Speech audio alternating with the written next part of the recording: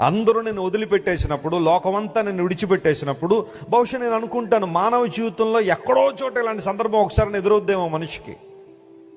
ప్రపంచంలో ఈ రోజున అనేక మంది ఒంటరితనంతో బాధపడే వాళ్ళు ఉన్నారు. ఈరోజు నీకున్న దౌర్భాగ్యతను బట్టి బహుశా ఎవరు నీ దగ్గరికి రావట్లేదేమో.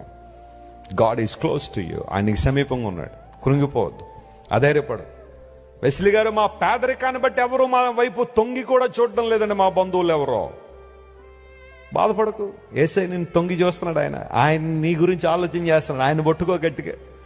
ప్రతిసారి బంధువులను ఎందుకు ఏడుస్తావు? ప్రభువుని పట్టుకో గట్టిగా. ఒకరోజు నా బంధువులే నిన్ను చూసి ఆశ్చర్యపడేంతగా దేవుడిని నిలబెట్టి వాడుకొనగలిగిన దేవుడు ఆయన. దేవుడు నా మన స్తోత్రం. My God has that capacity.